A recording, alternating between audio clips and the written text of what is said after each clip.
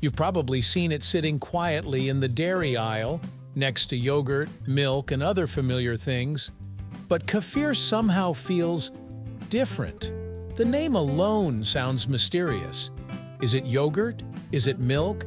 Is it some kind of health drink invented by modern wellness culture? Kefir has been around for centuries, passed down through generations, long before anyone talked about probiotics or gut health.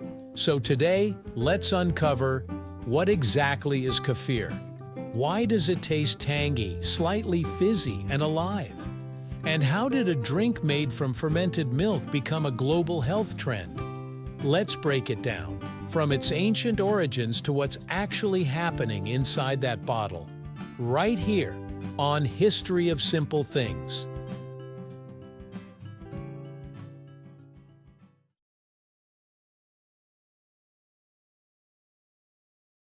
At its core, kefir is a fermented drink, traditionally made from milk.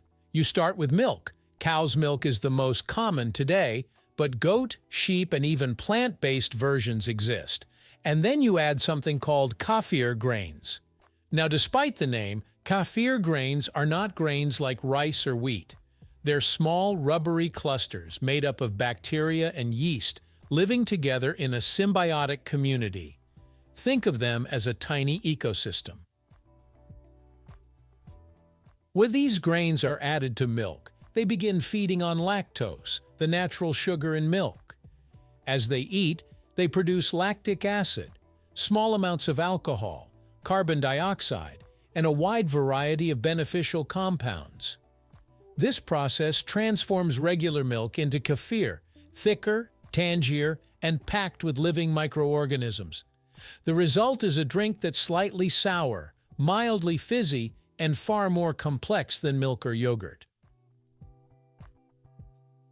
Kefir didn't originate in supermarkets or health stores.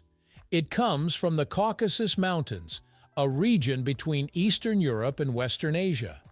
For centuries, people in this area believed kefir grains were a gift, something sacred that should be protected and shared carefully. Traditionally, milk and kefir grains were placed in animal skin bags and hung near doorways. Every time someone passed by, they gently knocked the bag, helping mix the contents and encourage fermentation. What's fascinating is that kefir grains were rarely sold. They were passed down through families, gifted as a sign of trust and respect. This helped preserve kefir's unique microbial balance long before modern science could explain why it mattered. Kefir is often compared to yogurt, but the two are quite different. Yogurt usually contains a small number of bacterial strains, mainly focused on thickening milk and adding mild tanginess. Kefir, on the other hand, can contain dozens of strains of bacteria and yeast, all working together. This diversity gives kefir a thinner, drinkable texture and a more complex flavor. It's also why kefir is often described as alive. The yeast produces carbon dioxide, which creates that gentle fizz you sometimes notice when you open a bottle. Another key difference is fermentation temperature. Yogurt requires warmth to ferment, while kefir ferments comfortably at room temperature, making it easier to produce traditionally. If you've never tried kefir, the taste can be surprising. It's tangy, slightly sour, and refreshing, similar to yogurt, but sharper. Some people notice a mild yeasty flavor, especially in traditionally fermented kefir. Others describe it as creamy with a hint of carbonation. The flavor also depends on how long it's fermented. Short fermentation results in a milder taste, while longer fermentation makes kefir more acidic and complex. Store-bought kefir is often smoother and slightly sweetened, while homemade kefir tends to taste stronger and more rustic. Fermentation might sound intimidating, but it's really just controlled microbial activity. As kefir grains feed on lactose, they break it down into simpler compounds.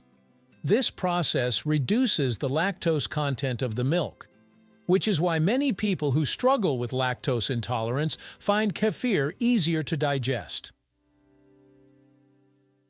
At the same time, beneficial bacteria multiply, producing vitamins, enzymes, and organic acids. The yeast contributes trace amounts of alcohol, usually less than 1%, and natural carbonation. By the time fermentation is complete, the milk has been completely transformed, both chemically and nutritionally. Is kefir really a probiotic? Yes, but with an important caveat. Kefir is considered a natural probiotic food, meaning it contains live microorganisms that may support digestive health. Unlike supplements that contain a few isolated strains, kefir offers a complex mix of bacteria and yeast. However, not all kefir is the same. Some commercial versions are heat-treated or heavily processed, which can reduce or eliminate live cultures. Traditional or minimally processed kefir is more likely to retain its probiotic qualities. This is why ingredient labels matter. The simpler the list, the closer it usually is to real kefir. Kefir's rise in popularity isn't accidental. As people become more interested in gut health, fermented foods have gained attention. Kefir fits perfectly into this trend. It's ancient, simple, and doesn't require complicated processing. It's also versatile. You can drink it plain, blend it into smoothies, use it in salad dressings, or even bake with it as a substitute for buttermilk. What was once a regional tradition has become a global staple. Kefir is more than just fermented milk. It's a living tradition, a drink shaped by time, culture, and microorganisms working together. It's proof that some of the most complex foods don't come from factories, but from simple ingredients and patience.